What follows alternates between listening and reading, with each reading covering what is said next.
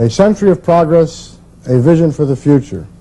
These are the words we chose for this 100th anniversary of our union.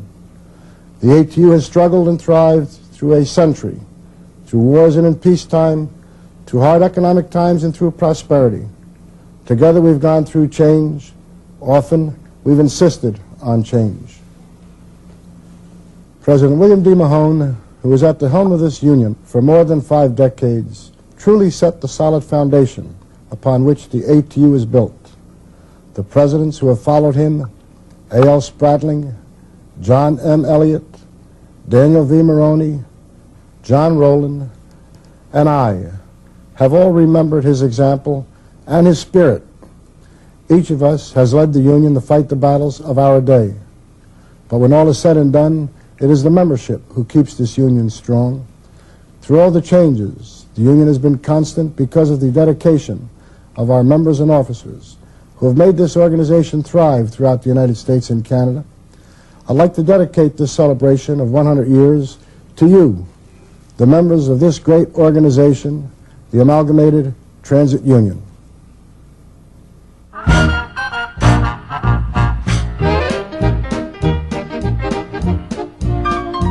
Years ago, when they, I guess, had the horses, first of all, pulling the vehicles, a man stood up there and drove the horses, and they made sure the horses were changed about every 3 hours, but the man could stay out there working 10 or 12 hours. And all kinds of inclement weather, cold weather, rain, snow, it didn't matter. We've had, I understand, reading our history, people actually freeze up there when driving these open vestibule vehicles. In order to survive struggles with city transit management, then horse-drawing cars in the beginning, was that they could not really survive long work stoppages because they cut off all of the citizenry from transportation, and they used that transportation to go to and from work, so that the principle of arbitration was developed. Became part of the Constitution of the International Union back then. It's still in the Constitution. Our local unions are required to request arbitration before they can get permission to strike.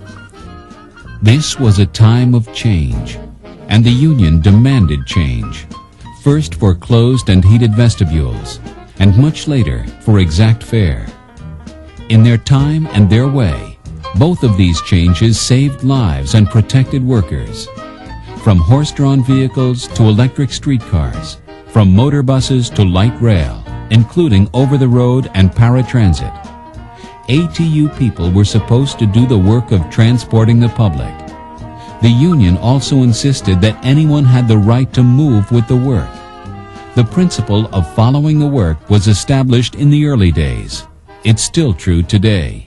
I've gone from a bus operator of 14 and a half years to a train operator for 15 months.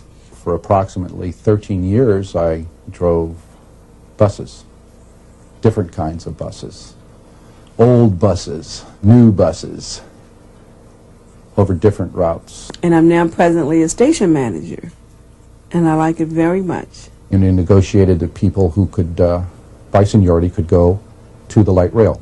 That's exactly what I wanted to do.